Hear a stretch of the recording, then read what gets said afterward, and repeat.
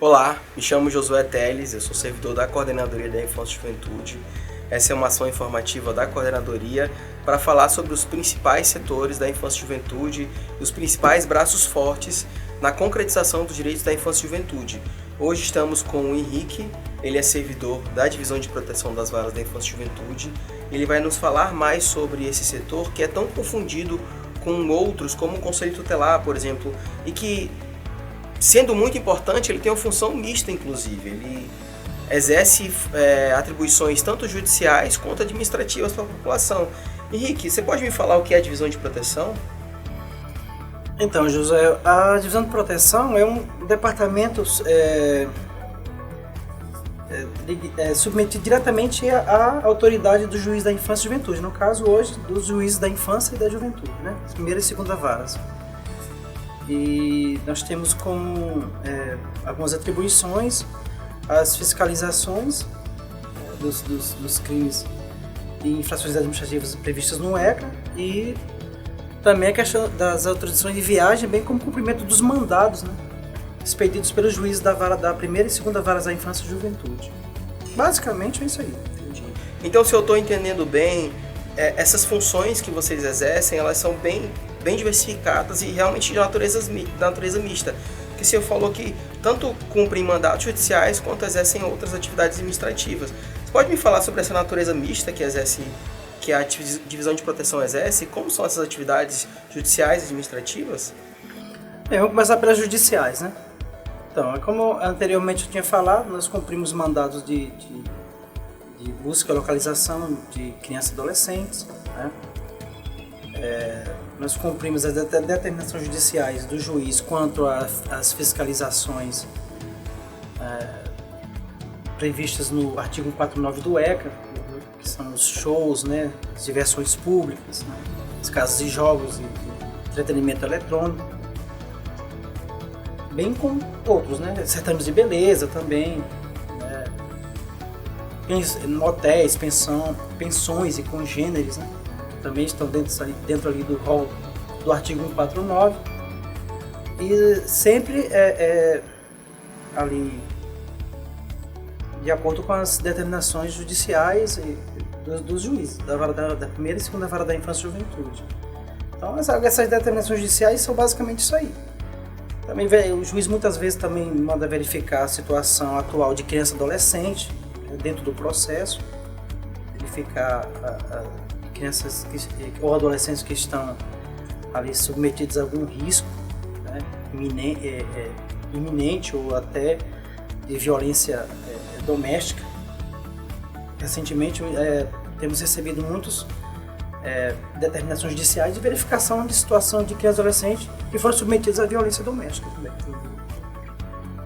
Já nas questões administrativas, nós temos o rol do atendimento das autorizações de viagem, né, que são previstas no artigo 83 do Estatuto da Criança e Adolescente, onde nós fornecemos as orientações necessárias à população. Né? Nós temos canais de atendimento, inclusive digitais, pela internet, no WhatsApp, né?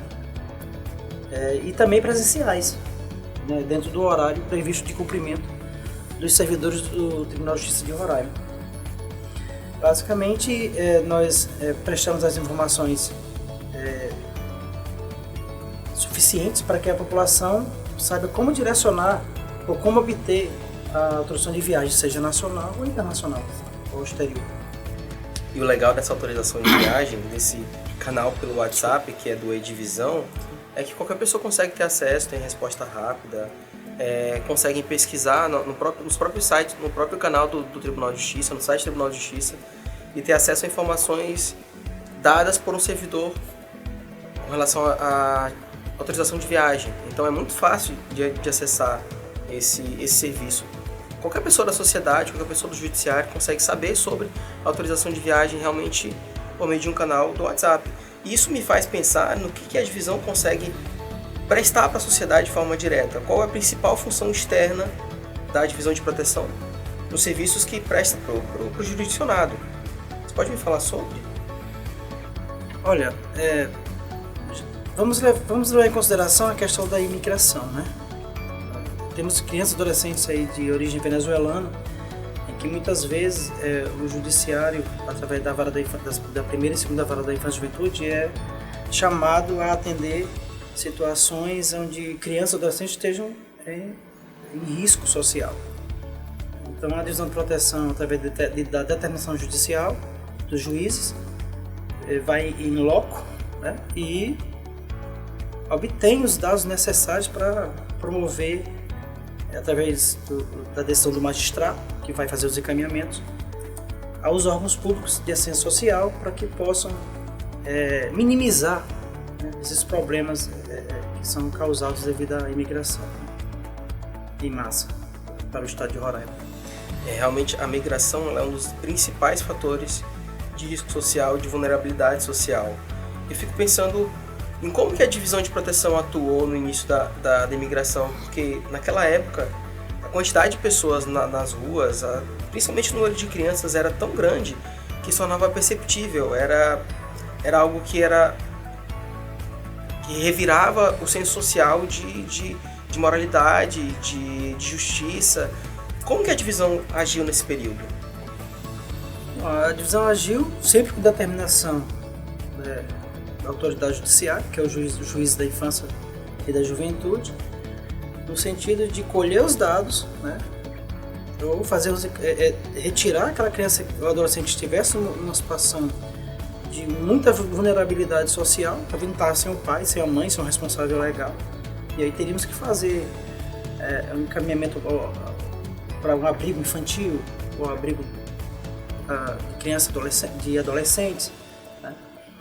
E isso tudo num período onde enfrentamos uma pandemia, né, grave, de Covid, mas que nós nos empenhamos para, como eu falei anteriormente, minimizar esse problema social que é tão visível, né, no estado de Roraima. A gente pensando em linha do tempo, aí, a migração ela se intensificou ali por volta de 2017, 2018 foi piorando, 2019 estava num dos auges e aí veio a pandemia. Com a pandemia eu imagino como deve ter sido complicado para todos os atores de proteção à infância e juventude lidar com a parte de campo da proteção à infância e juventude, principalmente as crianças em estado de vulnerabilidade. Como que funcionava para vocês terem escala de serviço? Porque o serviço não pode parar, é 24 horas. E vocês imaginam que vocês tivessem que se revezar de uma forma que não se expusessem tanto ao risco do Covid, por exemplo, mas ao mesmo tempo que vocês conseguissem exercer suas funções de proteção à infância e juventude. De que forma isso se dava? Olha, com muita determinação, né? E muito cometimento com o trabalho, porque o número de servidores da divisão de proteção é bem reduzido, né? Então, realmente tinha as escalas, o juiz determinava servidores, né, intercalados em horários e locais diferentes para poder atender isso aqui, em plena pandemia. Muitos colegas contraíram Covid no campo mesmo, trabalhando no externo. Apesar de todas as precauções, máscara, álcool em gel, mas muitas vezes o vírus furava a barreira da precaução e nos atingia. Muitos colegas contraíram Covid, tanto no externo como no interno também, porque houve um período que voltou, né, o atendimento interno, então, mas o vírus continuou circulando. E muitos colegas acabaram também contraindo no ambiente interno de trabalho. Quem está em campo e quem está ali atuante não tem como fugir de uma exposição como essa, de um risco como esse, infelizmente. Por Deus, já superamos o período do Covid e agora, voltando para o momento presente, passando essa parte do Covid, da migração, que também já arrefeceu, para esse fim de ano, com o recesso judiciário, com as férias escolares, com todo esse período de baixa da atividade social por conta das férias e de estar mais em casa e viagens também por crianças, adolescentes, pais, enfim. Como que vai ser a atuação da divisão de proteção nesse período? A atuação vai ser ininterrupta, a divisão não fecha, né? Nós temos um período de recesso aí se aproximando, mas a divisão vai estar atuante, orientando a população, atendendo a população presencialmente e cumprindo as determinações de urgência que o juiz determina dentro do processo, para que a gente faça as verificações em loco e as fiscalizações, né, devidas. Né? O atendimento ao público vai continuar? O atendimento ao público continua.